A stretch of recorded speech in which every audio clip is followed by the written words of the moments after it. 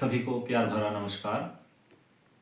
आज हम जेल वार्डर भर्ती के ऊपर विषय पर बात करेंगे और मैं सक्सेस एडवर्टेरिया टीम का आभारी हूं जिन्होंने मुझे इस विषय के ऊपर बोलने का मौका दिया तथा उन अभ्यर्थियों से अवगत होने का मौका दिया जो कि इस एग्ज़ाम की तैयारी करेंगे। आजकल विद्यार्थी बहुत ज़्यादा किसी भी एग्ज़ाम को लेकर परेशान हो जाते हैं या दबाव में आ जाते हैं।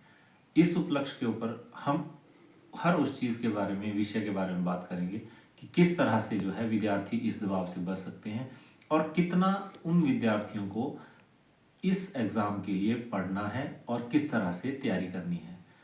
सबसे पहले हम इसमें बात करेंगे इंग्लिश सेक्शन की, जो कि जैसे पुलिस की भर्ती होती है, फॉरेस्ट गार्ड की भर्ती होती है या अदर कोई एग्ज़ाम होता है जिसमें कि एज इट इज़ 16 नंबर का क्वेश्चन सेक्शन रहता है, वैसा ही पैटर्न इसमें भी आपका एग्ज़ाम का रहेगा जिसमें आपका ग्रामेटिकली ही इंग्लिश के 16 क्वेश्चन पूछे जाएंगे और ये 5 सेक्शन में डिवाइड होगा जिसमें आपके जैसे English, Hindi, math, reasoning, science, current affairs, ये 5 सेक्शन होंगे। इसमें सब सेक्शन भी आते हैं जिसके थ्रू आपसे क्वेश्चन पूछे जाते हैं। तो जिस प्रकार हमने अभी बात की कि जो इंग्लिश सेक्शन होगा उसमें आपसे सिर्फ और सिर्फ 16 नंबर के क्वेश्चन पूछे जाएंगे और वो भी ग्रामर से संबंधित। उसके बाद हम बात करेंगे कि हिंदी सेक्शन में भी आपका पैटर्न सेम रहेगा, आपसे ग्रामर के ही क्वेश्चन पूछे जाएंगे और उन क्वेश्चंस की संख्या भी 16 ही रहेगी। लेकिन जहाँ पे विद्यार्थियों को थोड़ा परेशानी का सामना करना पड़ता है वो आपका मैथ, रीजनिंग और जीके का सेक्शन होता है, क्योंकि इसमें प्रश्नों की संख्या निर्धारित नहीं होती है। मैथ के सेक्शन में आपसे 8 से 10 क्वेश्चन मैथ के पूछे जा सकते हैं और उसमें आपसे 6 क्वेश्चंस रीजनिंग के हो सकते हैं या हो सकता है कि 10 क्वेश्चन रीजनिंग के पूछ लिए जाएं और आपसे 6 ही क्वेश्चन मैथ के पूछे जाएं।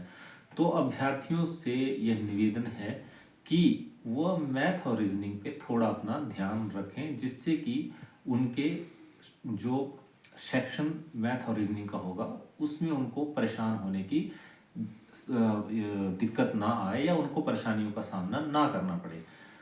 उसके बाद हम बात करते हैं जीके और हिमाचल की जीके के बारे में। अगर हम इन तीन हिमाचल की जीके और राष्ट्रीय स्तर की जीके के विषय को थोड़ा बाद में बात करें, पहले हम इन 3 सेक्शनों की बात करें तो इसमें आपके 48 प्रश्न बनते हैं जिसमें आपका 16 number math, 16 number Hindi, 16 number English होती है।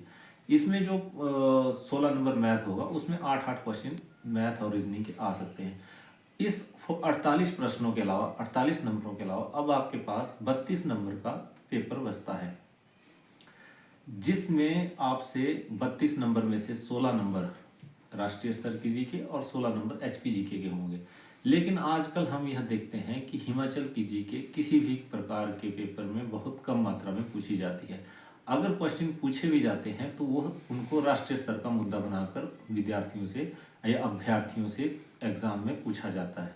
तो हम मान के चलते हैं कि 16 में से 4 या 5 क्वेश्चन जो होंगे वो विद्यार्थी जो है मान के चलें कि एचपी जीके से आएंगे। बाकी 16 नंबर में आपकी ज्योग्राफी, हिस्ट्री, पॉलिटिकल साइंस पूछी जाएगी और जो आपका एचपी जीके का सेक्शन होगा उसमें आपके लिए करंट अफेयर्स, रीजनिंग और अदर कोई भी प्रकार का क्वेश्चन हिंदी, इंग्लिश, मैथ का वो पूछ सकते हैं।